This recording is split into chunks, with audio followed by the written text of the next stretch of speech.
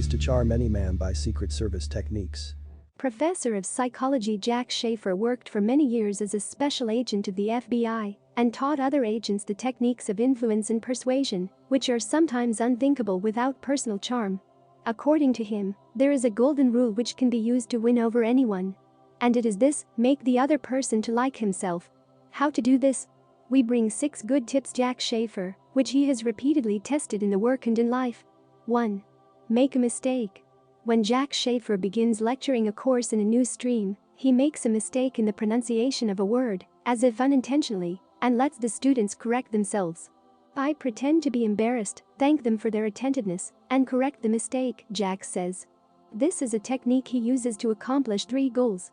First, when students correct the instructor's error, it makes them feel more confident. Second, they begin to communicate more freely with the tutor. Third, they allow themselves to make mistakes. You can use this technique to get anyone to like you. Make mistakes, show your imperfection, allow people to correct themselves. And they will be disposed to you. 2. Talk to people about themselves. We are too busy with ourselves and take very little interest in the people we meet. But in order to get people to like you, you have to be genuinely interested in them. You'll make more friends in 2 months if you take a genuine interest in people than you will in 2 years of trying to interest them in yourself. Dale Carnegie: when people talk about themselves, whether in person or on social media, the same pleasure centers in the brain are triggered as from good food or money. Robert Lee Holtz: these 2 quotes show how important it is to talk to people about their business in order to win their favor. Take an interest in their family, their biography, their children, their opinions on this and that, and gratitude, sometimes unknowingly, is assured. 3. Pay a compliment in the third person. Sometimes a direct compliment sounds too intrusive. Many people are not ready to accept them or feel uncomfortable. In such cases, it is better to use a third-person compliment. For example, you want to ask the accountant Anna Ivanovna for a favor, and turn in this phrase: Anna Ivanovna, by the way, the head of human resources said that you are the most diligent employee of our company.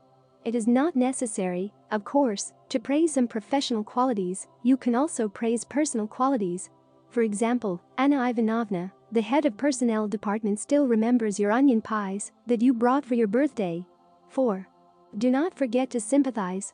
Every person feels good to know that they are being listened to and shared with their emotions. Of course, if the person starts talking about how they've had a rough day, don't moan, "What a horror, oh you poor thing." Especially if it's your boss. It's okay to say something like, "Yes, you had a hard day today." Who can say that? If the person tells you that he managed to cope with a difficult case, you can summarize as follows: "It seems that today you are doing great." That's great. We have to convince the person that we share their feelings and that we understand them. That said, if you're trying to be supportive, you don't have to accurately reproduce what he's saying. The interlocutor may be wary; he will perceive the repetition as something unnatural. 5. Ask for a favor. In the famous words of Benjamin Franklin, "He who once did you good is more likely to help you again than he to whom you have helped yourself." This phenomenon is known as the Benjamin Franklin effect. A person who does a favor to another person grows in his own eyes. That is, if you want to please a person, it is better not to do him a favor, but to ask him for a favor himself.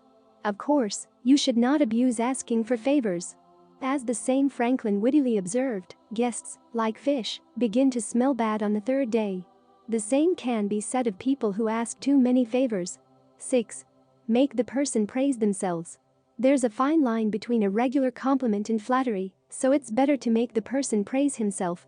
For example, someone tells you the story, "I worked day and night to close this project." Here you can say, "Yes, it takes an iron will." It is almost guaranteed that the person will say something like, "Yes, I had to work hard to get the project done on time. Of course, I did a great job." There's nothing to say. Knowing how to get people to praise themselves is top-notch. Practice it, make people feel good. And you are sure to please. All this advice is certainly not a call to hypocrisy. We just want to help you make other people feel good about yourself and live in peace with everyone.